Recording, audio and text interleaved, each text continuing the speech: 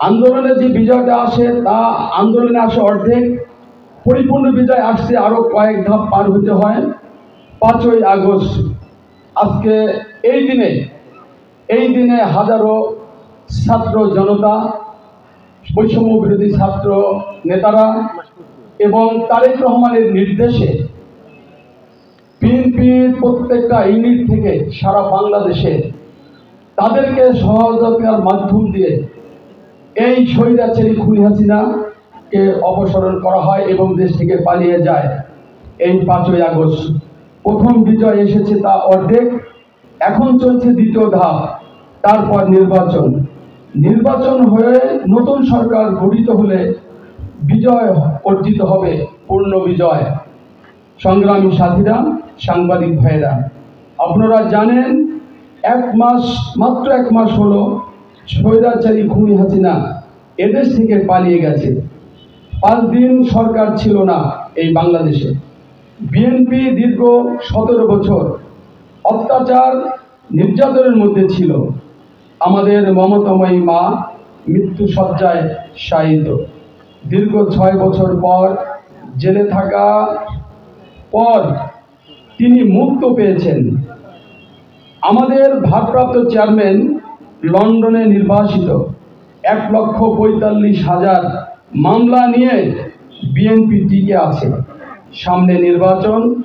আমাদের ভারপ্রাপ্ত চেয়ারম্যান বলেছেন, জনগণের সাথে থাকুন, নির্বাচনের জন্য প্রস্তুত হতে বলেছেন।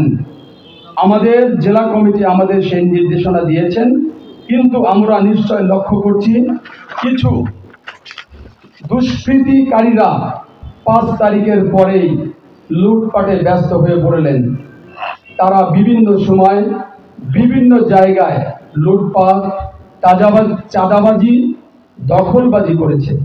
আমরা বাধা দিচ্ছি, তারা মানছে না। আমরা জেলা কমিটির কাছে বিষয়টি জানিয়েছি, তারা প্রশাসনের সাথে আলাপ করছেন। আমাদের ভারপ্রাপ্ত চেয়ারম্যান ইতিমধ্যে আপনারা জানেন, ভালুকায় বিএনপির একজন নেতার বিরুদ্ধে মামলা পর্যন্ত করেছেন। প্রিয় সাংবাদিকবৃন্দ, আমাদের গলন্দ উপজেলায় যারা এই সমস্ত অপকর্ম করছে, আমরা প্রশাসনের কাছে বলেছি, বন্ধুরা, গলন্দ উপজেলায় যা যা হয়েছে আপনাদের তা জানা আছে। আপনারা যদি সেগুলো প্রকাশ করেন তাহলে দেশের উপকার হবে।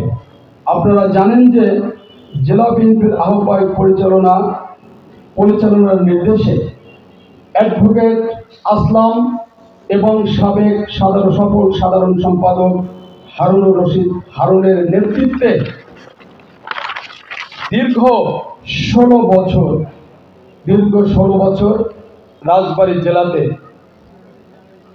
কোনো বিএনপির কমিটি ছিল না।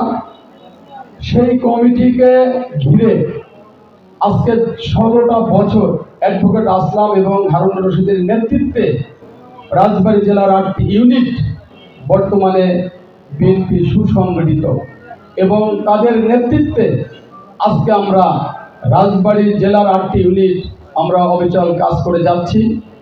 আগামীতে আমাদের নেতা অ্যাক্টিং চেয়ারম্যান তারেক রহমান বলেছে, বিএনপি এখনো ক্ষমতায় আসেননি, আগামীতে আমাদের ভোটে নির্বাচন করতে হবে, আমাদেরকে ভোটে জিততে হবে এবং সরকার গঠন করতে হবে।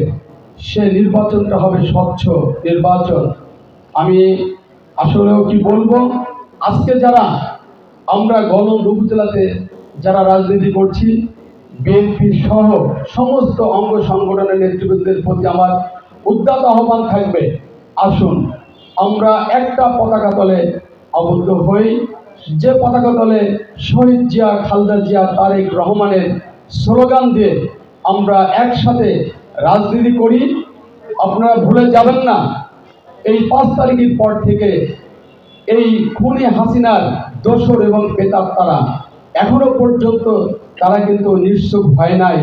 তারা কিন্তু বিভিন্ন জায়গায় বিভিন্ন রকম ষড়যন্ত্র চালিয়ে যাচ্ছে।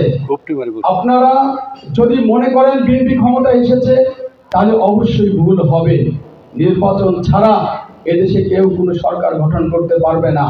তাই বলি, আপনারা আসুন একসাথে এক পতাকা তলে তারেক জিয়া, খালেদা জিয়ার আদর্শের কথা আমরা বলি, আগামীতে গণতন্ত্র উপজেলায় আমরা যে সমস্ত কার্যক্রম করব সেটা হবে আমরা একসাথে করব এবং আওয়ামী লীগের বিরুদ্ধে যা যা করার আমরা সেটা করব।